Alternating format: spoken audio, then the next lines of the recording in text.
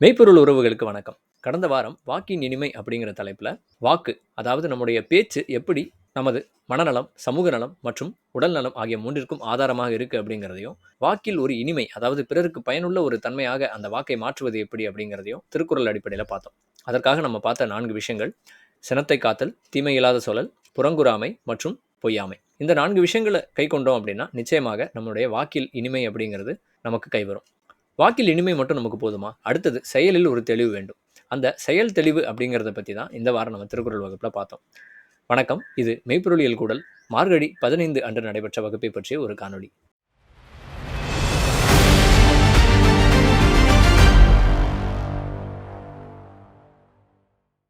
அருட்பெரும் ஜோதி, அருட்பெரும் ஜோதி, தனிப்பெரும் கருணை அருட்பெரும் ஜோதி. நம்ம எந்த ஒரு பொருளை பயன்படுத்தினாலும் அதுல செய்ய வேண்டியவை, செய்யக்கூடாதவை அப்படின்றது இருக்கும். டூஸ் அண்ட் டோன்ட்ஸ் அப்படின்னு சொல்லுவாங்க. போலவே வாழ்க்கை என்ற இந்த பயணத்திலும் நம்ம செய்ய வேண்டியவை, செய்யக்கூடாதவை அப்படிங்கிற நெறிமுறை அவசியம். இதை ஒரு சமூக அளவில் கடமைகள் மற்றும் சட்டங்கள் அப்படிங்கிற வகையில நம்ம நடைமுறைப்படுத்துறோம். ஆனா சட்டமும் அதை மீறினால் தண்டனையும் அப்படிங்கிறது வெறுமனே புறத்தில் இருந்து திணிக்கப்படுவதாக இல்லாமல் அகத்தில் மலரும் ஒழுக்கத்தோடு பொருந்துவதாக இருக்க வேண்டும். அப்படி அகத்தில் சுய கட்டுப்பாட்டை விதைத்து விட்டால் நீதி அப்படிங்கிறது அனைவருக்கும் சமமாக இருக்கும். இந்த அடிப்படையில இந்த வார வகுப்புல திருக்குறளை படிக்காம திருக்குறளை படிச்சோம். அதாவது குறள் வெண்பா எதையும் பார்க்காம வெறும் அதிகார தலைப்புகளை மட்டும் வைத்து இந்த செய்ய வேண்டியவை செய்யக்கூடாதவை அப்படிங்கிற தலைப்புல சில கருத்துக்களை வந்து நம்ம குழந்தைங்களுக்கு கத்துக் கொடுத்தோம். அது என்ன அப்படிங்கிறத நம்ம இந்த காணொலியில பார்க்கலாம். காணொலியை தயவு செய்து முழுசா பாருங்க. இது ஏதோ திருக்குறளை படிச்சு அந்த திருக்குறளுக்கு விளக்கம் சொல்ற ஒரு வீடியோ அப்படிங்கிற மாதிரி கடந்து போயிடாதீங்க. உங்களோட என்னுடைய எதிர்காலம், அரசியல், சூழல் அனைத்தையும் சரி செய்யக்கூடிய ஒரு பெரும் முயற்சி இது. எனவே காணொலிய தயவு செய்து முழுசா ஸ்கிப் பண்ணாம பாருங்க. வாழ்க்கையில நம்ம என்ன செய்ய போறோம், என்ன செய்யணும் அப்படிங்கிறத நம்முடைய அரசியல், நம்முடைய சுற்றம், நம்ம வாழ்க்கையின் போக்கு இது 3மே தீர்மானிக்கும். ஆனா அதை எப்படி செய்யணும், எப்படி செய்ய போறோம் அப்படிங்கிறதுல தான் நமக்கு ஒரு செயல் தெளிவு அப்படிங்கிறது அவசியமா இருக்கு. இந்த செயல் தெளிவு அப்படிங்கிறது நமக்கு கைவருவதற்காக திருவள்ளுவர் ஒரு 10 விதமான உடைமைகளை நமக்கு பரிந்துரை செய்கிறார். அது என்ன உடைமைகள்? உடைமைகள் அப்படின்னா ஒண்ணும் இல்ல. நம்ம சம்பாதித்து வைத்துக் கொள்ளக்கூடிய ஒரு சில பொருட்கள் தான் உடைமைகள் அப்படின்னு சொல்லுவோம். இந்த பேருந்து நிலையங்கள்ல, பொது இடங்கள்ல எல்லாம் உங்கள் உடைமைகளை பத்திரமாக பார்த்துக் கொள்ளுங்கள். Take care of your belongings அப்படின்னு எழுதி போட்டிருப்பாங்க இல்லையா? அது மாரி உடைமைகள் அப்படிங்கிறது நம்ம உழைப்பின் மூலமாக சம்பாதித்து வைத்துக் கொள்ள வேண்டியது முதல் விஷயம். 2வது சம்பாதித்த பின் அதை தக்க வைத்துக் கொள்ள வேண்டியது. இப்ப நம்ம பணம் சம்பாதிக்கிறோம், ஒரு பொருள் சம்பாதிக்கிறோம். அதை எப்படி பத்திரமா பார்த்துப்போம். அது நம்ம பொருள் அப்படிங்கிற மாரி. அதுபோல இந்த உடைமை அப்படிங்கிறத நம்ம சம்பாதித்த பின் பத்திரமாக தக்க வைத்துக் கொள்ள வேண்டியது. 3வது தக்க வைத்துக் கொண்டு அதை நன்மைக்காக, பிறர் நன்மைக்காக அதை பயன்படுத்த வேண்டியது. நம்ம பணத்த வந்து சம்பாதிச்சுட்டு அதை பதுக்கி பதுக்கி வச்சிருக்க கூடாது இல்லையா? அது வந்து பிறர் நன்மைக்காகவும், நம்ம குடும்பத்தோட நன்மைக்காகவும், நம்ம சமூகத்தோட நன்மைக்காகவும் நம்ம வந்து அத பயன்படுத்தணும். அத பயன்படுத்தினா தான் அதோடைய அந்த ஒரு பர்ப்பஸ் அப்படிங்கிறது சர்வ் ஆகும். போலவே இந்த உடைமைகள் அப்படிங்கிறத நம்ம தக்க வைத்துக் கொண்டு, அதை நிலைப்படுத்திக் கொண்டு, அதை பிறர் நலனுக்காக, நன்மைகளுக்காக பயன்படுத்த வேண்டியது. இது 3ம் தான் வந்து உடைமை அப்படிங்கிறதுக்கான ஒரு விளக்கம். இப்போ உடைமைகள் அப்படின்னா என்னன்னு உங்களுக்கு புரிஞ்சிருச்சா? நான் ஒரு உதாரணத்துக்காக தான் பணம், பொருள் அப்படிங்கிறத நம்முடைய உடைமைகள் அப்படின்னு சொல்லி நான் குறிப்பிட்டேன். ஏன்னா, இன்னைக்கு நம்ம எல்லார்கிட்டயும் இருக்கக்கூடிய ஒரு புரிதல் என்ன அப்படின்னா, நம்ம சம்பாதிக்கிற பணம், நம்ம சேர்த்து வைத்துக் கொள்ளக்கூடிய பொருள். இது 2ம் தான் வந்து நம்முடைய உடைமைகள் அப்படிங்கிறது நம்ம எல்லார்கிட்டயும் இருக்கக்கூடிய ஒரு புரிதல்.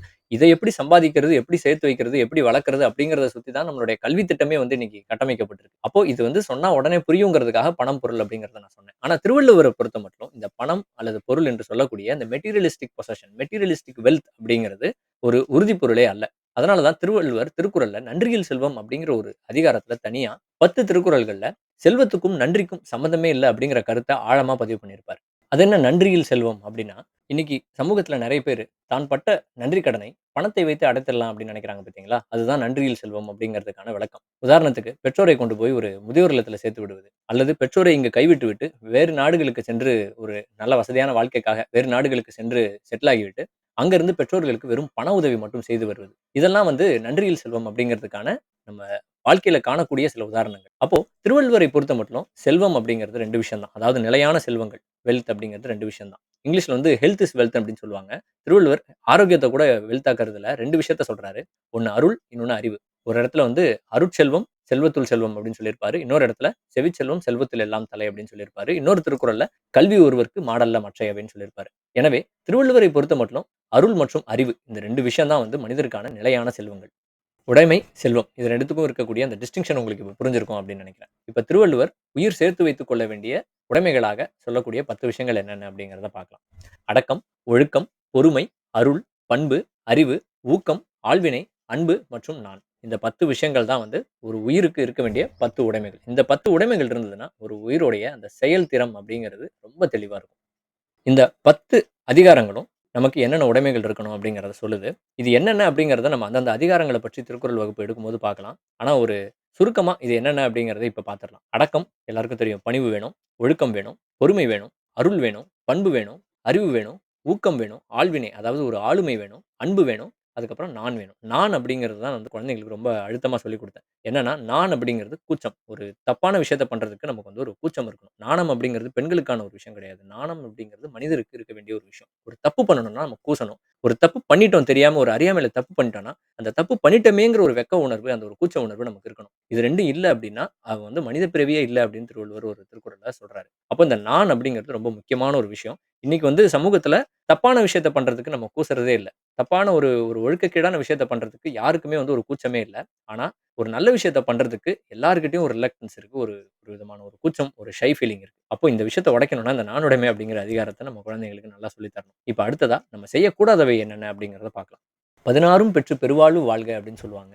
ஒரு வாழ்த்து. இந்த 16ம் பெற்று அப்படிங்கிறதுக்கு 16 வகையான செல்வங்கள வந்து பட்டியலிடுவாங்க. ஆனா திருக்குறள படிச்சீங்க அப்படின்னா, செய்யக்கூடாத ஒரு 16 விஷயங்கள திருவள்ளுவர் சொல்றாரு. இந்த 16 விஷயங்கள நீங்க செய்யாம இருக்கக்கூடிய ஒரு வாழ்க்கை உங்களுக்கு அமைஞ்சிருச்சு, நீங்க அமைச்சுக்கிட்டீங்க அப்படின்னா, ஒரு பெருவாழ்வு வள்ளலார் சொல்றாரு இல்லையா? மரணமில்லா பெருவாழ்வு அப்படின்னு. அந்த பெருவாழ்வு அப்படிங்கிறது உங்களுக்கு சாத்தியம் அப்படிங்கிறது உங்களுக்கு புரியும். இந்த செய்யக்கூடாத 16 விஷயங்கள் என்னென்ன அப்படிங்கிறத அந்தந்த அதிகாரங்களுக்குள்ள நம்ம போகும்போது ரொம்ப தெளிவா விளக்கமா பார்க்கலாம். ஆனா இப்போதைக்கு இந்த அதிகார தலைப்புல இருக்கக்கூடிய அந்த பொருள் விளக்கத்த மட்டும் கொஞ்சம் சுருக்கமா பார்த்துடலாம். முதல் விஷயம் பிறனில் விழையாமை. அதாவது பிறர் பொருட்களுக்கு நம்ம ஆசைப்படக்கூடாது. 2வது அழுக்காராமை. பொறாமப்படக்கூடாது. 3வது வெகாமை. ஒரு பொருள் மேல ஆசை வச்சு அத தப்பான வழியில அடையறதுக்கு முயற்சி செய்யக்கூடாது. அடுத்தது புறங்கூறாமை. ஒருத்தர போக விட்டு அவங்கள பத்தி தப்பா பேசுறதோ, அல்லது அவங்கள்ட்ட இருக்க குற்றங்கள வந்து அவங்க முதுகுக்கு பின்னாடி பேசுறதோ கூடாது. அடுத்தது பயனில சொல்லாமை. பயனில்லாத சொற்களை பேசவே கூடாது. அடுத்தது கல்லாமை. திருடக்கூடாது. அடுத்தது வெகுளாமை. கோவப்படக்கூடாது. இன்னா செய்யாமை. நமக்கு யார் எத செய்யக்கூடாதுன்னு நெனைக்கிறோமோ, அந்த விஷயத்த நம்மளும் பிறருக்கு செய்யாம இருக்கணும். இன்னா செய்யாமை. அடுத்தது கொல்லாமை. உயிர்கொலை செய்யக்கூடாது. அடுத்தது சிற்றினம் சேராமை. தப்பான பழக்கவழக்கங்கள் இருக்கக்கூடிய மனிதர்களோடு நம்ம சேரவே கூடாது. அடுத்தது பொச்சாவாமை. பொச்சாப்பு அப்டின்னா என்ன அப்டின்னா, ஒரு பெருமையான விஷயத்தை பற்றி நமக்கு இருக்கக்கூடிய ஒரு இகழ்ச்சியான ஒரு பார்வை. அதனாலேயே அந்த ஒரு பெரிய விஷயத்த அத செய்யறதுக்கு நம்மகிட்ட இருக்கக்கூடிய ஒரு நெக்லிஜென்ஸ். உதாரணத்துக்கு இன்னைக்கு நெறைய பேர் வந்து அ படிப்பெல்லாம் தேவையில்ல. படிக்காமலே வாழ்க்கையில ஜெயிச்சிடலாம் அப்படிலாம் நினைக்கிறாங்க இல்லையா? கல்வி அப்படிங்கிறது எவ்வளோ ஒரு முக்கியமான ரொம்ப பெரிய விஷயம். அந்த விஷயத்த ரொம்ப இகழ்ச்சியா நம்ம கருதுறோம். அதெல்லாம் ஒண்ணும் தேவையில்ல அப்படின்னு நினைக்கிறோம். அதனால படிக்கிறதுக்கு நம்ம தயங்குறோம். அப்போ இது வந்து பொச்சாப்பு அப்படின்னு சொல்லுவோம். இதுதான் வந்து பொச்சாவாமை அப்படிங்கிறதுக்கான விளக்கம். இந்த மாரியான ஒரு விஷயம் வந்து நமக்கு அந்த விஷயத்த செய்யக்கூடிய அந்த ஒரு செயல்திறத்த பாதிக்கும். நமக்கு ஒரு விதமான சோர்வ குடுத்துரும். அதனால பொச்சாவாமை அப்படிங்கிறது இருக்கணும். அடுத்தது வெறுவந்த செய்யாமை. ஒருத்தன பயமுறுத்தி ஒரு விஷயத்த வந்து நம்ம சாதிக்கக்கூடாது.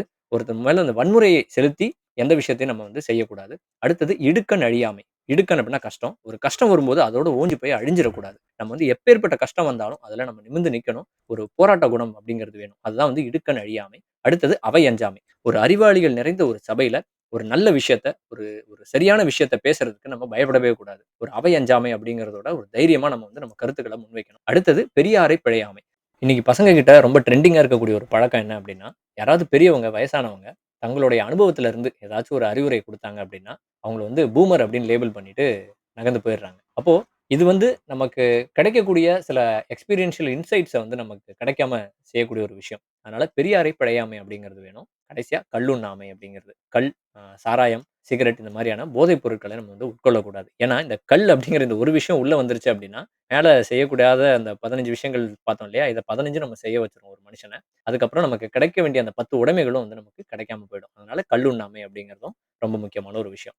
எனவே, உயிர் சேர்த்து வைத்துக் கொள்ள வேண்டிய உடைமைகள் 10, செய்யக்கூடாதவை 16. என்னடா இது இவ்ளோ விஷயம் செய்யக்கூடாதா? அப்படின்னு அத பார்த்து லிஸ்ட்ட பார்த்து பயந்துறாதீங்க. நம்ம சேர்த்து வைத்துக் கொள்ளக்கூடிய அந்த உடைமைகள்னு பார்த்தோம் இல்லையா? அடக்கம், ஒழுக்கம், அன்பு, அருள். இந்த விஷயத்த நோக்கி நம்ம வாழ்க்கைய வந்து நம்ம செலுத்த ஆரம்பிச்சுட்டோம் அப்படின்னாலே, இந்த செய்யக்கூடாதவை 16 அப்படிங்கிறது தானாவே நம்ம வாழ்க்கையிலருந்து விலகிடும். அது சார்ந்த மனிதர்களும் நம்ம வாழ்க்கையிலருந்து விலக ஆரம்பிச்சுருவாங்க.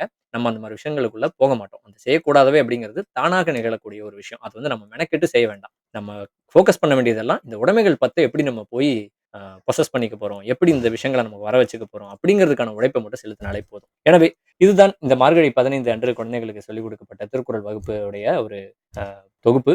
இந்த காணொளி உங்களுக்கு பயனுள்ளதாக இருந்திருக்கும் என்று நான் நம்புகிறேன். பயனுள்ளதாக இருந்திருந்தால் படைப்பை விரும்புக, கருத்தொன்று பகர்க, பலருடன் பகிர்க. மீண்டும் அடுத்த திருக்குறள் வகுப்பை பற்றிய காணொளியோடு உங்களை விரைவில் சந்திக்கிறேன். நன்றி, வணக்கம். திருச்சிற்றம்பலம்.